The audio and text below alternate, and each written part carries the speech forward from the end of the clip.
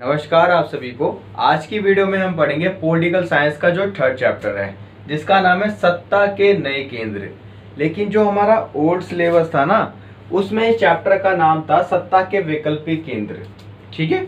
और इस नए सिलेबस के अंदर ब्रिक्स हो गया और इजराइल हो गया, ये जो दो नए टॉपिक को ऐड करा गया है। लेकिन ब्रिक्स के ऊपर मैंने वीडियो बना दी है ऑलरेडी, तो उसको जरूर देख लेना। ठीक है, जिससे आपको ये चैप्टर, ये जो नया टॉपिक है ब्रिक्स, वो अच्छे से समझ आ जाएगा। ठीक है, अब थोड़ा चैप्टर को स्टार्ट करते हैं। चैप्टर का नाम है सत्ता के वैकल्पिक केंद्र। यानी सत्ता का मतलब क्या होता है? पावर, यानी कि शक्ति।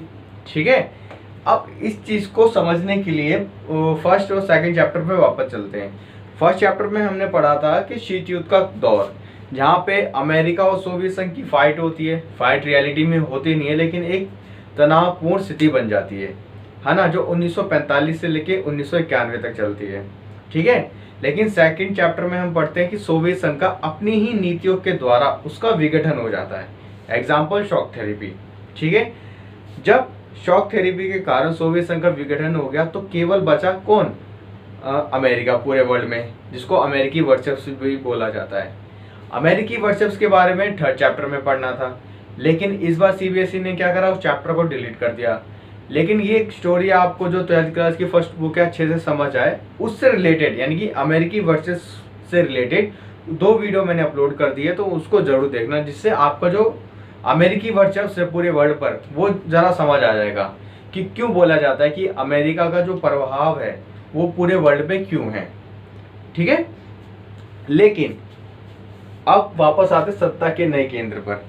कहने का मतलब है कि जब सोवियत संघ का विघटन हो गया, ठीक है, अब वर्तमान में केवल अमेरिका वर्चस्व है पूरे वर्ल्ड पर। लेकिन कुछ ऐसे देश, कुछ ऐसे संगठन हैं जो अमेरिका के वर्चस्व को चुनौती दे सकते हैं। ठीक है, उनमें से कुछ के नाम है यूरोपीय संघ, आसियान, सार्क, ब्रिक्स और भारत, रूस, इजराइल और चीन। ये देश हैं, ये संगठन है। ठीक है, अब चलिए एक एक करके सारी चीजों को समझते हैं। आपको क्या लगता है कि यूरोपीय संघ की जो स्थापना है वो 1992 में हो गई थी? ऐसा बिल्कुल नहीं है। इसकी जो स्थापना है वो 1948 से ही स्टार्ट हो गई थी। यानी कि 1948 में आर्थिक सहायता देने के लिए पश्चिमी देशों को मार्शल योजना के अंतर्गत आर्थिक समुदाय की स्थापना करी गई थी, जिससे जो पश्चिमी यूरोपीय देश हैं उनकी जो इकोनॉमिक है वो डेवलप कर सके। फिर 1949 में राजनीतिक परिषद, यानी कि यूरोपीय परिषद, जो राजनीतिक सहयोग के लिए स्थापना करी गई। फिर 1949 में आप सबको पता है, फर्स्ट चैप्टर में आपने पढ़ा भी था कि नाटो का गठन किया गया, जिससे जितने भी पश्चिमी देश थे, ठीक है, बहुत सारे पश्चिमी देश नाटो में भी शामिल थे, उनको सामूहिक सुरक्षा प्रदान करी गई। फिर 1957 में यूरोपियन इकोनॉमिक कम्युनिटी का गठन किया गया, जिससे पूंजीवाद विचारधारा, यानी पूंजीवाद में जो पूंजीवाद अर्थव्यवस्था है उसको बढ़ावा दिया जा सके। और इसी टाइम 6 देशों ने एटॉमिक एनर्जी का भी गठन किया था, यानी कि परमाणु ऊर्जा संगठन का भी निर्माण करा गया था। ठीक है, फिर 1979 में संसद का निर्माण किया गया और 1985 में यूरोपीय समुदाय में, यानी कि यूरोपीय समुदाय जो था, जितने भी देश इसके अंदर शामिल थे, उन सभी ने क्या करा कि अपने सीमा नियंत्रण को समाप्त कर दिया गया। ठीक है, फिर 1991 में जब सोवियत संघ का विघटन हो गया, फिर 1992 में क्या करा, यूरोपीय संघ की स्थापना करी गई, जिसमें रशिया के जो राष्ट्रपति थे बोरिस येल्त्सिन, इन्होंने बहुत योगदान दिया था। ठीक है, चलिए अब यूरोपीय संघ को पढ़ते हैं। भाई देखो, मजिस्ट्रेट संधि के द्वारा 7 फरवरी 1992 में, यानी कि 1992 में यूरोपीय संघ की क्या हुई, स्थापना हुई थी। ठीक है, इस संगठन के सभी राष्ट्र, यानी जितने भी देश हैं, उनमें एक समान विदेश नीति, सुरक्षा नीति और आंतरिक मामले तथा न्याय से जुड़े मुद्दों पर आपसी सहयोग है और एक समान मुद्रा का चलन है, जिसका नाम है यूरो। ठीक है, कि जितने भी देश शामिल हैं, और जब इसकी स्थापना हुई थी ना, लगभग 12 देश थे उस टाइम शामिल।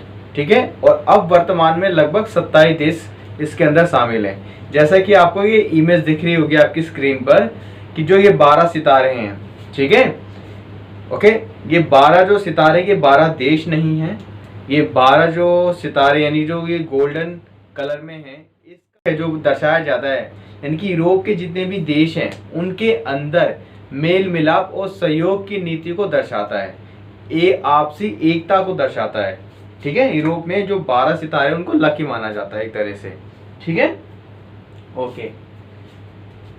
अब है कि यूरोपीय संघ के जो इम्पोर्टेंस है, महत्व, ठीक है, कि ये कैसे अमेरिकी वर्चस्व को टक्कर दे सकता है। भाई देखो 2005 में जो जीडीपी था इनका, सकल घरेलू उत्पाद, वो 12,000 अरब डॉलर से भी काफी ज्यादा था, यानी कि 12,000 अरब डॉलर था जो कि अमेरिका से ज्यादा था, ठीक है।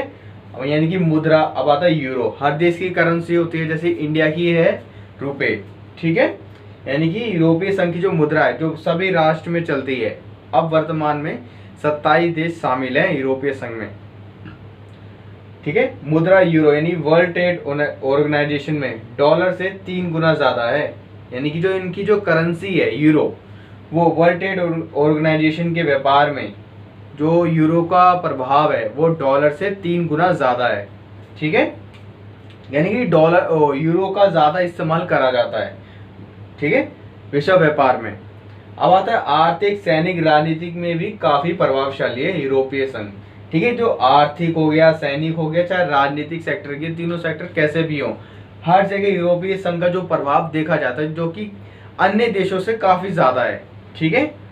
अब है वर्ल्ड ट्रेड ऑर्गेनाइजेशन में विशेष भूमिका निभाता है। भाई अब खुद देखो वर्तमान में 27 देश हैं, वो भी पावरफुल सारे के सारे, कोई भी देश ऐसा नहीं है जो पीछे हट जाए, तो सारे के सारे देश क्या करते हैं, व्यापार में भी अच्छे हैं, अपनी इकोनॉमिक्स में भी अच्छे हैं, ठीक है। तो वर्ल्ड ट्रेड ऑर्गेनाइजेशन की जो निर्णय होते हैं उनको भी प्रभावित कर सकता है, इसलिए वर्ल्ड ट्रेड ऑर्गेनाइजेशन में ये जो संगठन है बहुत ही ज्यादा भूमिका निभाता है।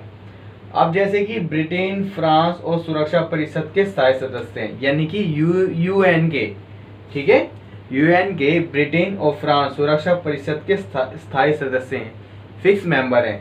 लेकिन ये ब्रिटेन जो था 2016 में यूरोपीय संघ से अलग हो गया, इसके बारे में हम नेक्स्ट वीडियो में पढ़ेंगे, ठीक है, जब यूरोपीय संघ के नेगेटिव पार्ट्स के बारे में बात होगी, ठीक है।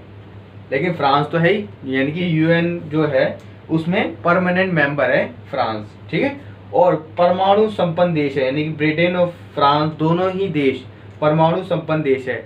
और एक अनुमान के मुताबिक कहा जाता है कि लगभग 550 परमाणु हथियार हैं, 550, ठीक है, इतने परमाणु हथियार हैं, ठीक है, इन यूरोपीय संघ के पास। अब आता है विश्व की दूसरी सबसे बड़ी सेना है, यानी यूरोपीय संघ के पास जो सेना है वो विश्व की यानी कि दुनिया की सबसे बड़ी सेना है। अब सबसे बड़ी सेना किसके पास है, वो है अमेरिका के पास, पावरफुल में, पॉपुलेशन में नहीं, पावरफुल में, ठीक है, वो अमेरिका की आती है। और यूरोपीय संघ का जो रक्षा बजट है, ठीक है, यूरोपीय संघ का जो रक्षा बजट है अमेरिका के बाद सबसे ज्यादा है, ठीक है, अमेरिका सबसे ज्यादा पैसा खर्च करता है अपनी आर्मी पर, उसके बाद जो सबसे ज्यादा पैसा अपनी आर्मी पे खर्च करता है वो है यूरोपीय संघ, ठीक है। अब आता है अंतरिक्ष और विज्ञान यानी कि स्पेस टेक्नोलॉजी, ठीक है, अंतरिक्ष विज्ञान तकनीक के मामले पर दूसरा स्थान है, पहले पे अमेरिका है और उसके बाद यूरोपीय संघ है। अब आता है सैनिक रक्षा बजट, ये तो बोल दिया था कि सबसे यूएसए के बाद सबसे ज्यादा है। और यूरोपीय संघ एक अंतरराष्ट्रीय संगठन है, यानी कि जब यूरोपीय संघ इतने बड़े लेवल पे काम करता है तो भाई ऑब्वियसली बात है एक अंतरराष्ट्रीय संगठन तो है ही, और अंतरराष्ट्रीय संगठन के स्तर पर आर्थिक, राजनीतिक, सामाजिक मामलों पर दखल देने में भी सक्षम है। अब फॉर एग्जाम्पल आप अमेरिका को देखो, आजकल आप सब अपने न्यूज में सुन रहे होंगे, ठीक है, कि अमेरिका ने चाइना के साथ अब व्यापार क्या कर दिया, मना कर दिया, कि अमेरिका ने अपनी जितने भी बड़ी बड़ी कंपनियां थी उन सबको बोल दिया कि भाई सब आपके जो भी व्यापार चाइना के साथ होते थे उन सबको क्या कर दो, खत्म कर दो, वहां से अपनी कंपनियां अलग अलग देशों में ट्रांसफर कर लो। आपने सुना भी होगा कि कुछ कंपनियां वियतनाम चली गई या फिर कोई भारत की तरफ आ गई, ठीक है। अब खुद देखो, जैसे एग्जांपल दिया जाए एप्पल, वो भी अमेरिका की कंपनी है। और वो वहाँ से चाइना से क्या हो रही है, ट्रांसफ़र हो रही है, वो हटा रहे हैं अपने प्रोडक्ट को। ठीक है, आपने ये सारी न्यूज़ें देखी भी होंगी। अब देखो अमेरिका खुलेआम चुनौती दे रहा है, क्यों? क्योंकि अमेरिका जो है आर्थिक, राजनीतिक, सामाजिक इन तीनों क्षेत्र में सबसे आगे है। ठीक है, और वो अपने ही नीतियों के द्वारा किसी भी देश को बहुत ज़्यादा तरीके से प्रभावित भी कर सकता है। उसी तरीके से यूरोपीय संघ, ठीक है, अब तुमने भी न्यूज़ सुनी होगी कि यूरोपीय संघ में से चाइना को निकालने की बात हो रही है कि भाई यूरोपीय संघ से चाइना को अलग कर दो या हटा दो उसको। अगर उसको हटा दिया जाएगा तो इससे चाइना को क्या होगा, व्यापार में बहुत ज़्यादा नुकसान हो जाएगा। ठीक है, जो चाइना की है अमेरिका के साथ ट्रेड वॉर चल रही है, वो उसमें चाइना पूरी तरह क्या हो जाएगा, ख़त्म हो जाएगा। और आजकल आप सब न्यूज़ भी सुन रहे होंगे कि चाइना जो भी प्रोडक्ट बना रहा है उसे मत खरीदिए। और हमारे देश में आजकल एक नारा भी लगाया गया है, आत्मनिर्भर बनिए। ठीक है, ओके, इसका एक ही मतलब है कि जो ये चाइनीज़ प्रोडक्ट है इन सबको यूज़ ना करा जाए। ठीक है, ओके। अब कोई भी देश अपने व्यापार के जो बाजार से उसको निकाल दे। अब इतनी बड़ी चीज़ को आप एक छोटे से एग्जांपल से समझो, इस लाइन को समझना बहुत ज़्यादा ज़रूरी है। यूरोपीय संघ एक अंतर्राष्ट्रीय संगठन के स्तर पर आर्थिक, राजनीतिक, सामाजिक मामलों पर दखल दे सकता है, देने में सक्षम है। अब मान लो एक बाजार है जहाँ पे हज़ारों की तादाद में लोग आते हैं। ठीक है, वहाँ पर कोई ऐसा दुकानदार है, उसको अगर निकाल दिया जाए उस मार्केट से ही, ठीक है, तो ऐसे में क्या होगा, उस दुकानदार का बहुत सारा क्या होगा, लॉस हो जाएगा। ठीक है, क्योंकि अब उसके जो प्रोडक्ट है कोई खरीदेगा नहीं, उसके पास उस मात्रा में बायर ही नहीं होंगे, बायर्स यानी कि खरीदार नहीं होंगे। ठीक है, जिसके कारण उसको क्या होगा, बहुत ज़्यादा ही लॉस का सामना करना पड़ेगा। ठीक है, ओके, आज के लिए इतना ही। ये सारी बातें जो है आपके एग्जाम के पर्पज से बहुत ज़्यादा इंपॉर्टेंट है, तो इनको ज़रूर नोट करना। ओके, नेक्स्ट वीडियो में यूरोपीय संघ के नेगेटिव पार्ट्स के बारे में बात करेंगे और कोशिश करेंगे कि जुलाई तक पॉलिटिकल साइंस SA1 वो ख़त्म हो जाए। ओके, और चैनल को ज़रूर सब्सक्राइब करना, और किसी को कोई डाउट हो तो कमेंट ज़रूर कर देना। Thank you.